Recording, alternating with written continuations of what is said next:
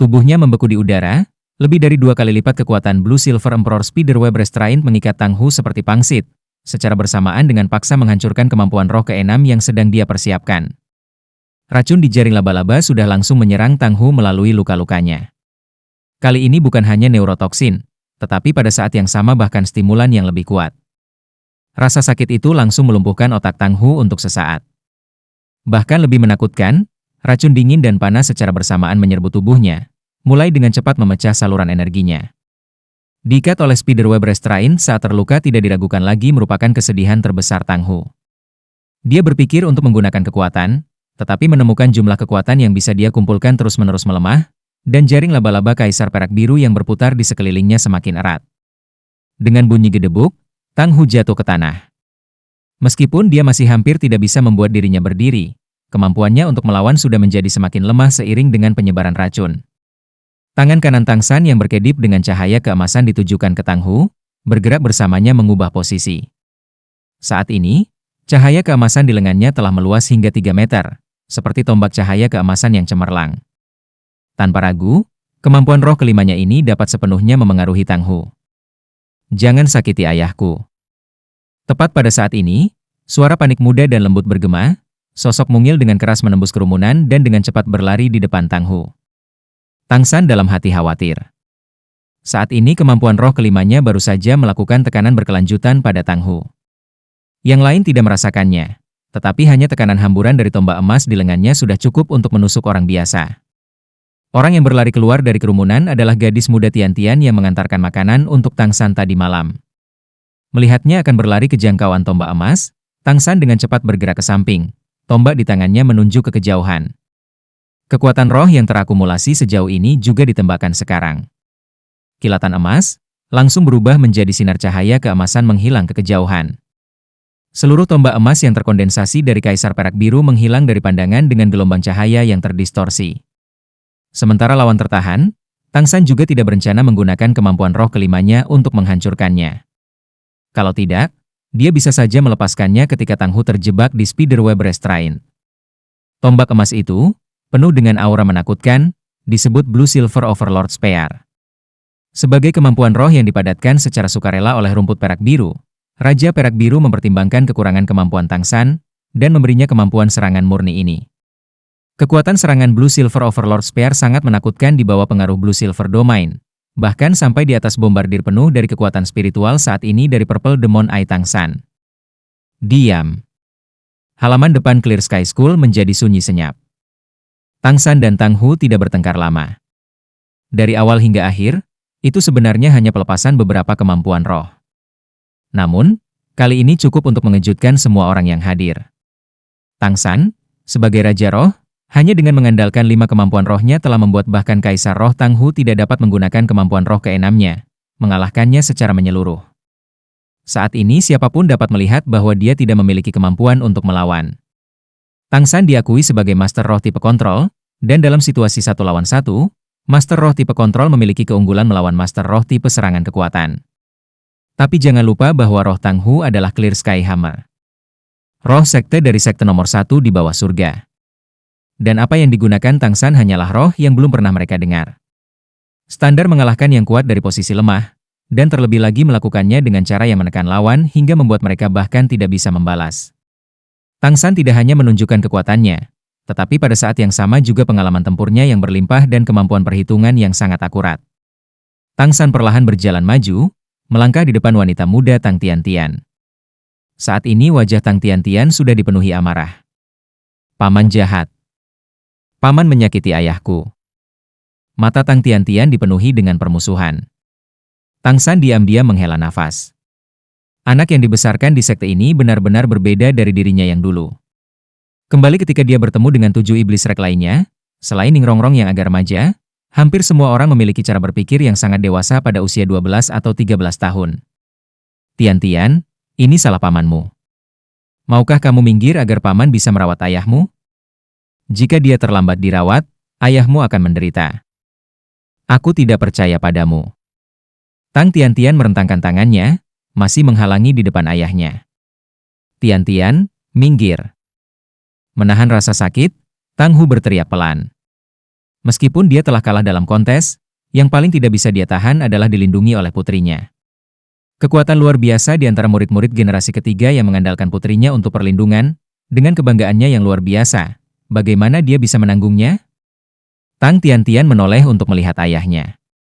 Melihat tatapan tajam ayahnya, dia kemudian dengan enggan melangkah ke samping. Tang San melambaikan tangan kanannya, menarik jaring laba-labanya. Tatapannya tidak berhenti lama pada Tang Hu. Saat menarik spiderweb restraint, dia mengandalkan kemampuan kontrolnya yang tidak masuk akal untuk menyerap racun yang mempengaruhi Tang Hu.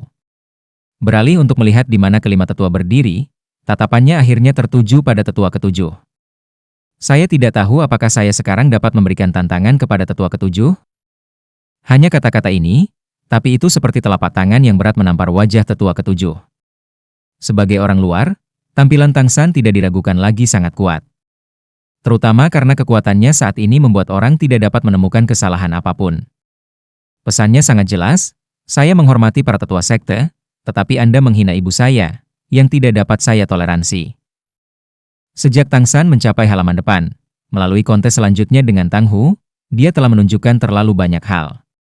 Dan setiap hal yang dia perlihatkan adalah sesuatu yang tidak bisa dihindari oleh para tetua Clear Sky School untuk mengubah ekspresinya.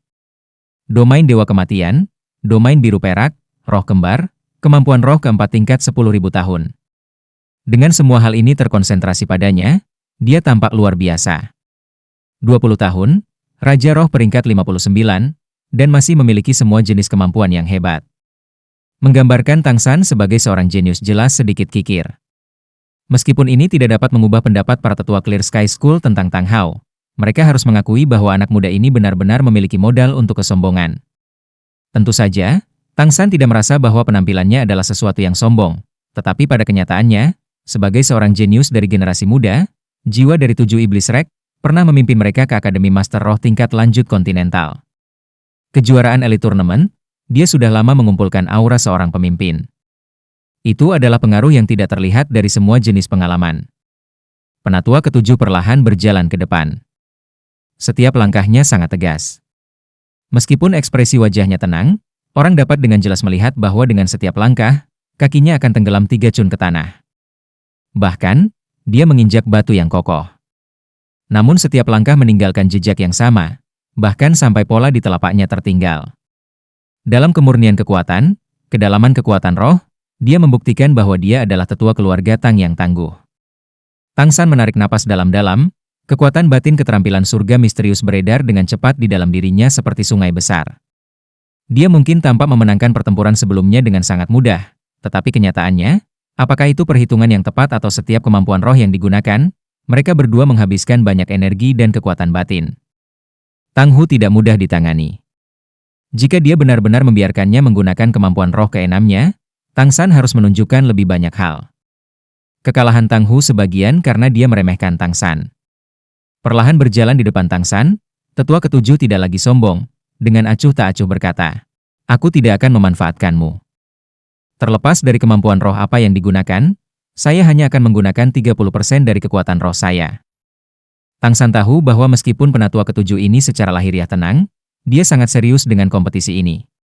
Mengatakan dia hanya akan menggunakan kekuatan roh 30% jelas merupakan perhitungan yang juga mencakup konsumsi sebelumnya. Gunakan kekuatan roh 40%. Konsumsi saya mungkin kurang dari yang Anda bayangkan. Saya juga akan menggunakan kemampuan tulang roh, saya tidak bisa mengambil keuntungan dari Anda. Dia masih memiliki tulang roh? Mata generasi ketiga sudah melebar.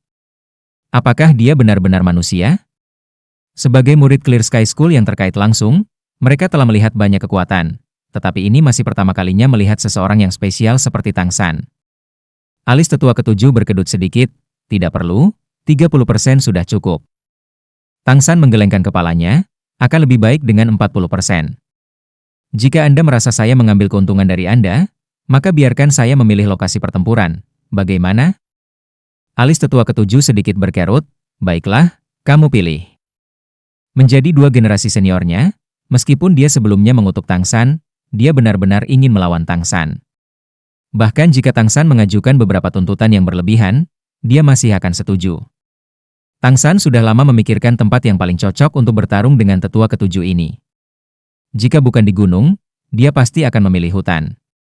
Tapi lokasi Clear Sky School tidak memiliki banyak tanaman.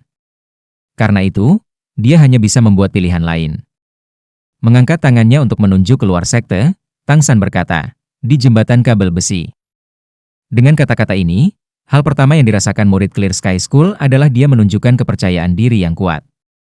Mereka mengerti bahwa jembatan kabel besi yang ditunjuk Tang San seharusnya adalah jembatan kabel besi yang menghubungkan ke puncak terakhir sekte, juga yang telah rusak sebelumnya. Jembatan kabel besi ini tidak hanya digantung di ketinggian, tetapi juga diselimuti lapisan es yang dingin akibat suhu dan kelembapan. Tidak hanya sulit untuk menggunakan kekuatan di atasnya, tetapi sangat sulit bahkan untuk berdiri teguh. Hal pertama yang perlu dipertimbangkan saat menggunakan kemampuan roh di tempat seperti ini bukanlah melukai musuh, melainkan keselamatan diri sendiri. Bahwa Tang San memilih medan pertempuran semacam ini untuk menantang tetua ketujuh yang akrab dengan jembatan kabel besi jelas karena kepercayaan penuh pada dirinya sendiri. Jika bukan karena sebelumnya dia menindas Tang Hu, mungkin setiap orang akan merasa dia sombong. Tapi sekarang tetua ketujuh sudah menyatakan dia hanya akan menggunakan 40% dari kekuatan rohnya untuk melawannya.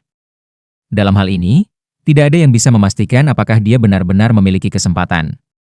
Penatua ketujuh, jika kontes ini adalah kekalahanku, aku akan segera meninggalkan sekolah langit cerah dan tidak pernah kembali. Jika Anda kalah, saya harap Anda dapat mencabut fitnah ibu saya sebelumnya, dan secara bersamaan menyetujui pengakuan saya terhadap leluhur dan klan saya. Bagaimana dengan itu? Tang San dengan jujur menghadapi tetua ketujuh, ekspresi di matanya jernih dan tulus. Penatua ketujuh mendengus dingin, jika kamu kalah, kamu tidak hanya tidak akan pernah kembali ke sekte, kamu juga harus mengembalikan semangat yang kamu warisi dari sekte. Kulit Tang San sedikit berubah. Tepat ketika dia hendak menjawab, Master Sekte Tang Xiao berbicara untuk pertama kalinya. Penatua ketujuh, dia hanya murid generasi ketiga. Menarik arwahnya bukanlah sesuatu yang bisa kamu dan dia putuskan. Penatua ketujuh menatap Tang Xiao dengan dingin, lalu apa yang kamu usulkan, Master Sekte? Tang Xiao berbicara dengan suara yang dalam, akan lebih baik seperti ini. Jika kontes ini dimenangkan oleh Tang San, semua tetua tolong jangan menghalangi dia untuk mengenali leluhur dan klannya. Saya pikir semua orang telah melihat bakat Tang San. Dia berusia 20 tahun ini, prospek masa depannya bisa jadi tidak terbatas. Dia bekerja dengan sepenuh hati demi sekte pasti akan memiliki efek energi pada perkembangan sekte di masa depan. Jika dia kalah, dia akan meninggalkan sekte. Dia mungkin tidak akan pernah menggunakan Clear Sky Hammer sepanjang hidupnya. Adapun menghilangkan roh, tidak perlu untuk itu. Bagaimanapun, seorang jenius yang luar biasa seperti dia sulit ditemukan dalam 100 tahun. Jika bakatnya rusak karena kekuatannya melemah karena kehilangan semangat, jangan bilang itu sesuatu yang ingin dilihat para tetua. Tidak peduli apa yang dikatakan, darah sekolah langit cerah kita mengalir di nadinya. Ini adalah sesuatu yang tidak bisa disangkal oleh para tetua. Tang Xiao belum pernah berbicara sebelumnya, tetapi sekarang. Dan itu tepat. Meskipun para tetua dapat mencegahnya membiarkan Tang San mengenali leluhur dan klannya, sebagai penguasa sekte, tidak perlu meragukan otoritas Tang Xiao di sekte tersebut. Kelima tetua juga harus memberinya wajah. Penatua ketujuh merobek kepalanya untuk melihat penatua kedua, yang dengan tenang berkata, kami akan mematuhi kata-kata Master Sekte. Namun, jika Tang San benar-benar dapat mengalahkan 7 tua, saya masih akan menambahkan 3 persyaratan tambahan. Tolong jangan khawatir, Master Sekte. 3 tuntutan saya dapat diajukan setelah dia mengakui leluhur dan klannya. Itu tidak akan berlebihan. Semuanya untuk sekte. Dengan karakter Tang Xiao, melihat tatapan tenang di mata tetua kedua, dia mengerti bahwa bahkan jika pendapat para tetua berbeda darinya, mereka semua masih akan mempertimbangkan sekte tersebut. Dia langsung mengangguk, baiklah, seperti itu kalau begitu. Sebelum kontes, saya masih memiliki sesuatu untuk dideklarasikan. Saat dia berbicara, Tang Xiao mengeluarkan kotak hitam panjang yang dikirim Tang San dari alat rohnya. Wajahnya rata seperti air. Tang Hao awalnya memisahkan dirinya dari sekte, dan terlebih lagi membawa 2 tulang roh besar sekte itu. Kali ini dia memerintahkan Tang San kembali untuk mengenali leluhur dan klannya, dan juga meminta Tang San membawa kembali 2 tulang roh ini. Saya pikir ini cukup untuk membuktikan penyesalannya. Kalau tidak, dia bisa sepenuhnya menyimpan 2 tulang roh, atau memberikannya kepada Tang San. Saat dia berbicara, Tang Xiao perlahan membuka kotak hitam panjang di depannya. Fluktuasi kekuatan roh yang kaya menggenang, dan di dalam aura liar dan sombong, 2 tulang roh muncul di depan mata para tetua dan murid sekte. Melihat 2 tulang roh ini, Para tetua agak tercengang, kemarahan yang semula terkandung di mata mereka berangsur-angsur memudar. Penatua kedua menghela nafas, bahkan jika dia memisahkan diri dari sekte, bagaimanapun juga dia adalah putra dari master sekte lama. Sepertinya dia tidak melupakan sekte itu. Mengembalikan tulang roh bisa membuktikan banyak hal. Dalam keadaan biasa, tulang roh yang meninggalkan tubuh berarti kematian. Bahkan dengan kultivasi Tang Hao, para tetua mengerti bahwa munculnya dua tulang roh ini berarti bahwa Tang Hao setidaknya menjadi lumpuh, kekuatannya berkurang secara substansial. Meskipun para tetua sangat marah tentang masalah yang awalnya dibawa Tang Hao ke sekte, Tang Hao menyerang dan membunuh paus tertinggi saat itu masih memberitahu semua orang tentang kekuatan sekte langit cerah. Bahkan ada banyak murid dari generasi muda yang menganggap Tang Hao sebagai idola mereka. Salah satu sekte kembar Douluo dari Clear Sky School, dia tanpa diragukan lagi adalah sosok yang menjulang tinggi di zaman sekarang. Tapi sekarang Tang Hao telah mengorbankan kekuatannya yang tangguh demi sekte tersebut. Seperti yang dikatakan oleh Master Sekte bermata merah Tang Xiao, apa yang dilakukan Tang Hao sudah cukup untuk membuktikan ketulusannya. Tang Xiao melangkah maju dengan langkah besar, menyerahkan koper panjang itu kepada tetua kedua dengan kedua tangan. Kedua tulang roh ini adalah aset sekte yang paling berharga. Saya akan menyerahkannya kepada para tetua. Setelah penerus Master Sekte berikutnya telah diputuskan, atau mungkin ketika seorang murid telah memberikan kontribusi luar biasa untuk sekte tersebut, gunakan dua tulang roh ini sebagai hadiah.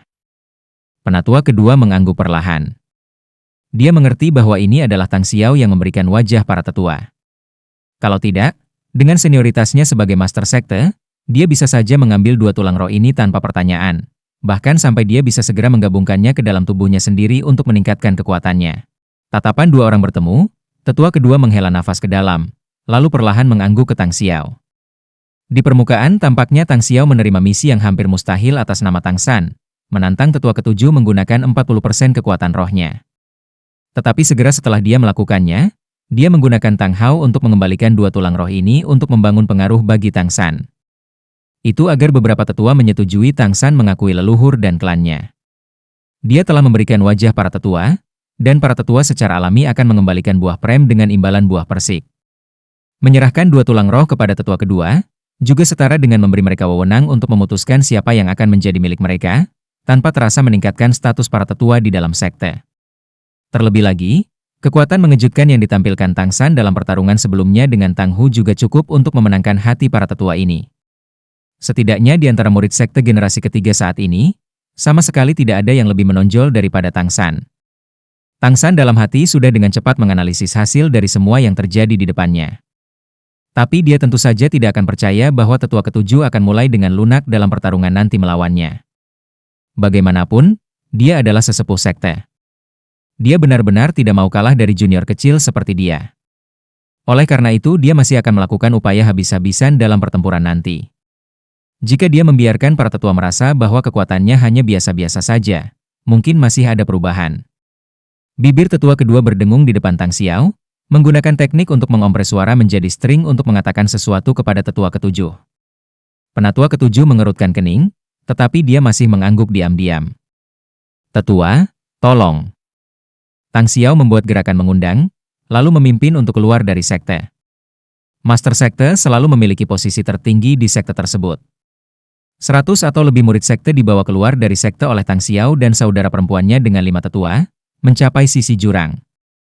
Melihat para tetua sekte di sekitarnya, sekali lagi melihat jurang di antara gunung-gunung yang dipenuhi awan dan kabut di depannya, Tang San mau tidak mau menjadi agak bodoh. Dalam kehidupan terakhirnya, ingatan terakhirnya hanya tentang pemandangan seperti ini. Itu sama-sama tebing curam, sama-sama dipaksa oleh para tetua kelantang. Perbedaannya adalah bahwa di kehidupan terakhirnya dia hanya bisa mati untuk membersihkan namanya, dan dalam kehidupan ini dia bisa mengandalkan kekuatannya untuk memenangkan segalanya. Setidaknya, di dunia ini dia tidak akan mati lagi. Mengangkat kepalanya untuk melihat tetua ketujuh, Tang San menarik napas dalam-dalam, mengedarkan keterampilan surga misterius di dalam tubuhnya dengan kecepatan tinggi. 8 meridian luar biasa yang tidak tersumbat membuat kecepatan pemulihan kekuatan batinnya beberapa kali lebih cepat dari sebelumnya. Meskipun konsumsi sebelumnya tidak kecil, dia sudah banyak pulih dalam waktu singkat ini. Penatua ketujuh juga hanya menatapnya, juga tanpa berbicara.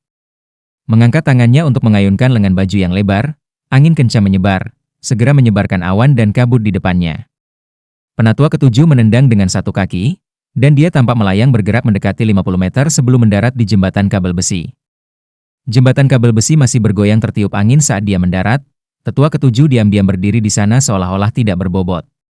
Kedua tangan di belakang punggungnya, awan dan kabut berputar-putar di bawah kakinya, dia tampak seperti makhluk abadi. Menonton gerakan tetua ketujuh, Tang San tidak bisa menahan hatinya dari gemetar. Dia mengerti bahwa kekuatan tetua ketujuh ini mungkin lebih mengerikan daripada yang dia bayangkan. Tanpa menunda-nunda, Tang San sama-sama melompat. Tanpa pamer, dia dengan tenang mendarat di jembatan kabel besi. Kaki meluncur, dia menarik lebih dekat ke penatua ketujuh, berhenti setelah jarak di antara mereka 30 meter. Es dingin di jembatan kabel besi di bawah kakinya tampaknya telah menjadi uluran tangan baginya. Penatua ketujuh, meninggalkan ruang di antara pegunungan adalah kerugian. Bagaimana dengan itu? Kata Tang San. Penatua ketujuh mengangguk, juga tanpa berbicara lebih jauh. Dengan lambaian tangan kanannya, Clear Sky Hammer yang ukurannya hampir sama dengan yang dipanggil Tang Hu muncul entah dari mana di tangan kanannya. Perbedaannya adalah Clear Sky Hammer miliknya tidak memiliki pola apapun. Pupil mata Tang San berkontraksi hampir seketika. Kemunculan arwah tersebut disertai dengan munculnya cincin arwah. Kecuali seseorang hanya menggunakan tubuh roh itu sendiri seperti pada waktunya di kota pembantaian, tanpa menggunakan kemampuan apapun, cincin roh itu pasti akan muncul. Penatua ketujuh jelas tidak bermaksud untuk tidak menggunakan kemampuan roh, oleh karena itu, pada saat yang sama saat Clear Sky Hammer muncul, cincin rohnya juga muncul secara bersamaan. Kuning, kuning, ungu, ungu, hitam, hitam, hitam, hitam, hitam. 9 cincin roh diam-diam berdiri diam di atas Clear Sky Hammer miliknya. Anehnya, cincin roh tidak tertarik untuk bergerak berirama, hanya diam-diam di Clear Sky Hammer. Cahaya redup yang mereka keluarkan bahkan menyapu awan dan kabut di sekitarnya dengan warna yang berbeda. Peringkat ketujuh tertua, gelar Fier Chiang. Suara berat tetua ketujuh mencapai telinga Tang San. Tang San tersenyum kecut di dalam. Bukankah dikatakan bahwa Clear Sky School hanya memiliki ayah dan pamannya untuk gelar Douluo? Kenapa tetua ketujuh ini secara tak terduga juga? Namun, dia segera menyadari kesalahannya. Clear Sky School menjadi satu sekte dengan 2 Douluo dikatakan 20 tahun yang lalu. 20 tahun sudah cukup untuk banyak hal terjadi, tentu saja termasuk spirit Douluo berkultivasi ke judul Douluo. Sebenarnya, bagaimana Tang San bisa tahu bahwa Clear Sky School secara sukarela menyegel dirinya sendiri, hidup dalam pengasingan di puncak gunung ini, meskipun mereka tidak punya pilihan, itu masih merupakan aib besar bagi sekte tersebut. Sejak saat itu, di bawah advokasi Tang Xiao dengan dukungan para tetua, para murid Clear Sky School mulai berkultivasi dengan tekun. Setelah 20 tahun berlalu, dan murid generasi ketiga Clear Sky School masih belum mengambil alih dari generasi sebelumnya. Tetapi semua orang di atas usia 30 masih memiliki kekuatan melebihi peringkat ke-50. Dan para murid dari generasi kedua seperti Master Sekte Tang Xiao telah secara komprehensif menembus peringkat ke-70. 5 tetua generasi pertama yang tersisa juga semuanya menjadi judul Douluo. Meskipun Clear Sky School tidak memiliki banyak orang, kekuatan yang mereka sembunyikan di gunung ini masih sangat menakutkan. Bagaimana mungkin gelar sekte nomor 1 di bawah surga sejak saat itu diwakili oleh satu sekte dengan kembaran Douluo? Jika lawannya adalah spirit Douluo, Tang San hampir pasti bisa mengalahkannya jika lawannya hanya menggunakan 40% kekuatan roh, bahkan jika roh lawannya adalah Clear Sky Hammer yang tangguh, itu tidak akan ada bedanya. Namun, lawannya adalah judul Douluo. Bahkan jika dia hanya menggunakan kekuatan roh 40%, kekuatan rohnya masih akan mendekati Master Roh peringkat ke-70. Terlebih lagi ketika tetua ketujuh memiliki lebih banyak kemampuan roh daripada Tang Hu. Mungkin dia tidak bisa menggunakan kemampuan roh ke-8 atau ke-9-nya, tetapi secara singkat menggunakan kemampuan roh ke-7 avatar langit cerah seharusnya tidak menjadi masalah. Bahkan jika jembatan kabel besi ini adalah hasil dari pilihannya yang cermat, ketika menghadapi gelar Douluo dengan pengalaman tempur yang sangat banyak, Tang San tahu bahwa mengalahkannya sama sekali tidak akan mudah. Takut? Penatua ketujuh tanpa agak meremehkan Tang San. Tidak. Saya sangat senang menantang Anda, Fier Chiang Douluo. Tang San, tipe kontrol peringkat 59 Raja Roh Pertempuran. Berdiri di jembatan kabel besi, Tang San dengan samar memberi hormat kepada tetua ketujuh. Pada saat yang sama saat dia memberi hormat, cahaya putih yang kaya sudah memancar dari tubuhnya, awan dan kabut di depannya berhamburan ke kedua sisi seolah dipotong oleh pisau tajam. Cahaya putih itu telah mencapai tetua ketujuh dalam sekejap. Itu adalah domain Dewa Kematian. Penatua ketujuh tersenyum tanpa tergesa-gesa dan mengangkat Clear Sky Hammer di tangannya dengan tegak. Cahaya hitam pekat menyelimuti tubuhnya, dan niat membunuh Tang San yang hampir material diblokir di luar cahaya hitam. Meskipun kekuatannya meningkat di bawah gerakan niat membunuhnya yang terburu-buru, itu tidak mempengaruhi tetua ketujuh. Tentu saja, itu tidak berarti bahwa domain Dewa Kematian Tang San tidak efektif pada tetua ketujuh, melainkan bahwa domain Dewa Kematiannya masih jauh dari mampu mempengaruhi seseorang dari tingkat tetua ketujuh karena kesenjangan besar dalam kekuatan di antara mereka. Sky Hammer juga akan secara otomatis menguat. Setelah keterampilan surga misteriusnya dikultivasikan ke tingkat tertentu, dia secara alami bisa menahan tetua ketujuh. Pada saat yang sama dengan domain Death God dirilis, cahaya biru juga menyebar secara bersamaan. Selanjutnya, Tang San melepaskan dua domain besarnya tanpa reservasi sedikit pun. Menghadapi gelar Douluo, jika dia masih menahan sesuatu, bukankah itu mengikuti jalan menuju malapetakannya sendiri? Semua orang di sisi jurang menyaksikan dengan tatapan tercengang saat Tang San sedikit membungkuk ke depan. Pakaian putih di punggungnya langsung terkoyak, dan tulang roh eksternal 8 Spider Lunch muncul. 8 Spider Lunch yang sangat besar sepanjang 4 meter memanjang dari punggung Tang San. Di bawah efek ganda dari domain perak biru dan domain Dewa Kematian, seluruh 8 tombak laba-laba berkilauan dengan cahaya biru tua, dan pada saat yang sama, di dalam 8 tombak laba-laba, adalah inti emas dengan warna merah dan biru yang berputar berirama di sekitarnya, seolah-olah hidup. Dengan munculnya 8 Spider Lunch, sikap Tang San yang mengesankan langsung mencapai puncaknya. Di bawah pengaruh tulang roh eksternal ini, semua fungsi tubuhnya telah disesuaikan dengan kondisi puncaknya. Garis-garis ototnya tampak jelas, tulang-tulang di seluruh tubuhnya menguatkan. Berdiri di jembatan kabel besi, seluruh tubuhnya memberi kesan kekuatan yang memancar ke sekelilingnya. Melihat 8 laba-laba lance Tang San, tetua ketujuh juga tampak terganggu sejenak. Dia tentu saja melihat itu adalah tulang roh, tetapi dia tidak bisa melihatnya sebagai tulang roh eksternal yang matang hanya dalam sekejap. Di samping, Tang Xiao dan 4 tetua lainnya melihatnya dengan jelas. Mereka berada di belakang Tang San dan melihat seluruh proses kemunculan 8 tombak laba-laba, serta fluktuasi kekuatan roh. Penatua kedua tidak bisa membantu melihat ke arah Tang Xiao yang tenang. Apakah Master Sekte sudah tahu Tang San memiliki tulang roh eksternal? Tang Xiao perlahan mengangguk, ini adalah salah satu dari 3 tulang rohnya. 3. Wajah tetua kedua menunjukkan senyum masam, sejak kapan tulang roh menjadi begitu melimpah. Tidak heran dia tidak menggunakan tulang roh sekte itu. Tang Yuhua tidak bisa menahan diri untuk tidak mengatakan, dari 3 tulang roh yang dimiliki Tang San, selain satu yang ditinggalkan ibunya untuknya, dia memperoleh 2 lainnya dengan kekuatannya sendiri. Tulang roh eksternal yang kamu lihat, dia tangkap saat membunuh manusia laba-laba setan berwajah 1000 tahun saat dia berusia 20 tahun. Pada saat itu dia melewatkan 1 level untuk mendapatkan cincin roh. Tulang roh lainnya adalah penghargaan yang dia terima ketika dia memimpin rekan-rekannya untuk memaksakan jalan mereka menuju kemenangan di turnamen elit Akademi Master Roh tingkat lanjut kontinental melawan tim Spirit Hall. Anak ini jenius, dan bukan hanya dalam hal kekuatan. Dia bahkan lebih memiliki pikiran yang tidak dapat diukur oleh orang biasa. Dia sudah lama melampaui saudara kedua pada usia yang sama dalam segala hal. Apakah Heaven Door Empire atau Seven Treasure Glazette School? Mereka berdua telah mengulurkan cabang zaitun kepadanya, tetapi anak ini tidak pernah menerimanya. Tang Xiao berbicara jauh lebih pendek daripada adik perempuannya, dalam 10 tahun, pahlawan 1 generasi. Penatua kedua tidak angkat bicara, tetapi apakah dia atau 3 tetua lainnya di sisinya, sekarang menatap Tang San dengan mata yang agak lebih lembut. Di jembatan kabel besi, tetua ketujuh tidak merasa cemas menyaksikan Tang San melepaskan tulang roh eksternal. Dia menunggu Tang San untuk mengambil inisiatif. Dengan celah kekuatan yang begitu lebar, jika dia masih memimpin untuk menyerang lebih dulu, akan agak sulit untuk dibicarakan. Ketika tetua kedua berbicara dengannya sebelumnya, dia juga menyuruhnya untuk memulai dengan lembut. Penatua ketujuh juga telah memutuskan untuk terlebih dahulu menekan Tang San dalam segala hal, lalu akhirnya mengakuinya sebagai seri. Bahkan jika dia sangat membenci Tang Hao karena rasa sakit lama berkabung terhadap seorang putra, dia juga mengerti bahwa musuh yang menyebabkan kematian putranya adalah Spirit Hall. Terlebih lagi, kekuatan yang telah digunakan Tang San telah membuktikan nilai yang dia dapat bagi sekte tersebut.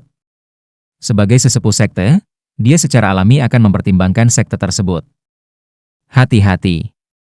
Tang San berteriak, lalu akhirnya pindah.